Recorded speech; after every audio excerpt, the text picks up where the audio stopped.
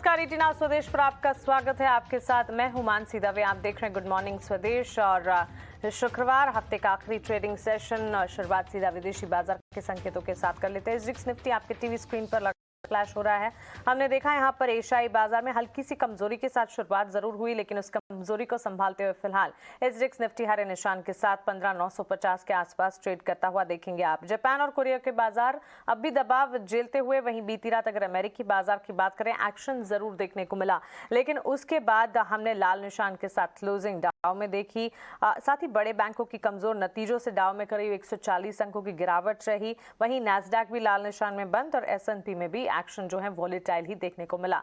Dow futures अभी फिलहाल देखेंगे सपाट कामकाज कर रहे हैं। आइए विस्तार से विदेशी बाजार के संकेत कैसे हैं, कमोडिटी मार्केट्स का अपडेट क्या है, बॉन्ड, करेंसी, क्रिप्टो में क्या कुछ हो रहा है, विस्तार से पूजा त्रिपाठी से समझ लेते हैं। गुड मॉर्निंग पूजा, बताएं ग्लोबल सेटअप आज कैसा लग रहा है? Good morning Mansi. Global setup आज ठीक ठाक ही लग रहा है। ज़्यादा कुछ चिंता वाली बात इस वक्त दिखाई नहीं दे रही है। एसजीएक्स निफ्टी भी जैसा कि आपने बताया कि पॉजिटिव शुरुआत हुए दिखाई दे रही है ज़्यादातर एशियाई बाजारों की। अगर हम डाउ फ्यूचर्स पर भी देखेंगे तो वो भी हरे निशान में ही वहाँ पर शुरुआत होते हुए नजर आ रही है। और कल जैसा मार्केट हमने देखा था, बाजार गिरते ज़रूर है। 2 दिन से हम देख रहे हैं कि यूएस के बाजार गिर ज़रूर रहे हैं, लेकिन फिर निचले स्तरों से संभलते हुए भी नज़र आ रहे हैं। एक रिकवरी भी देखने को मिल रही है, क्योंकि कुछ ना कुछ कमेंट्स या इस तरह के संकेत मिल जाते हैं, जिसके बाद हम देखते हैं कि वहाँ पर एक अच्छी रिकवरी भी दिखती है। कल भी कुछ ऐसा ही हुआ। डाउ जोन्स 142 अंकों की कमजोरी के साथ बंद हुआ, लेकिन गिरावट काफ़ी ज़्यादा आई थी और निचले स्तरों से करीब 500 अंकों के सुधार भी यहाँ पर देखने को मिला। गिरावट की वजह ये थी कि वहाँ पर जिस तरह से बैंकों के नतीजे आ रहे हैं, बेहद ही कमज़ोर नंबर्स देखने को मिले। जेपी मॉर्गन और मॉर्गन स्टैनली के नंबर्स आए हैं, काफ़ी कमज़ोर वहाँ पर नंबर्स देखने को मिले। इसके बाद एक गिरावट देखी गई। और इसके अलावा दोनों ही बैंकों ने चिंता भी जाहिर की आगे बाजार में। उन्होंने बोला कि अभी भी अनसर्टेनिटी का माहौल है और इसके अलावा मंदी को लेकर भी चिंता जताई है। तो उसके बाद एक गिरावट देखी गई, लेकिन फिर निचले स्तरों से बाजार संभलता हुआ भी नजर आया, क्योंकि फेड गवर्नर क्रिस्टोफर वॉलर की तरफ से एक काफी पॉजिटिव कमेंट निकल कर आया और उन्होंने कहा कि ब्याज दरों में बढ़त होगी, लेकिन 75 बेसिस पॉइंट की बढ़त देखने को मिल सकती है। तो फिलहाल 1% का जो कयास लगाया जा रहा था, वो कहीं ना कहीं वहां पर एक रिलीफ मिलता हुआ नजर आ रहा है। और जिस तरह से वहां के यूएस प्रेसिडेंट भी जो इन्फ्लेशन के आंकड़े आए थे उसको लेके कह भी रहे थे कि ये जो आंकड़ा दिखाई दे रहा है ये पुराना है। फेड जिस तरह से एक के बाद एक कदम उठा रहा है, उसके बाद आने वाले समय में वहां पर थोड़ी रिलीफ मिलते हुए नजर आएगी। तो इस तरह के कमेंट्स निकल कर आ रहे हैं। देखना होगा फेड की बैठक में क्या होता है, लेकिन वहां के जो गवर्नर है उनकी तरफ से तो ये कहना है फिलहाल कि 75 बेसिस पॉइंट की बढ़त यहाँ पर देखने को मिल सकती है।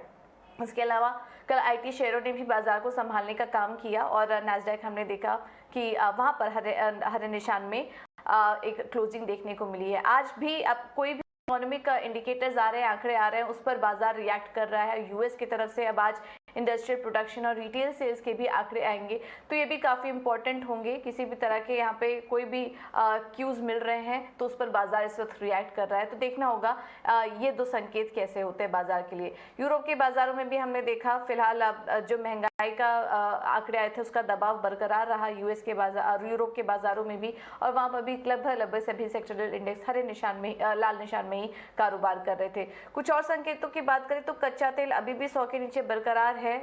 डिमांड को लेकर चिंता अभी भी बनी हुई है। और इसके अलावा फेड मीट के पहले हम देख रहे हैं ब्याज दरों में जो बढ़ोतरी की बात हो रही है, उसके पहले डॉलर में मजबूती है और उसके चलते सोने में कमजोरी हल्की देखने को मिल रही है। इस वक्त अगर कच्चा तेल देखें तो 100 के आसपास दिखाई भी दे रहा है। तो 9900 इसी के आसपास इस वक्त कच्चा तेल मेंटेन है। नजर है फेड की बैठक में कि क्या कुछ फैसले अब वहां पर निकल कर आते हैं और उसी पर आगे बाजार रिएक्ट करते हुए नजर आएगा। अगर आज के संकेतों की बात करें तो ठीक ही है। ठीक ठाक संकेत फिलहाल विदेशी बाजार से यहाँ पर देखने को मिल रहे हैं।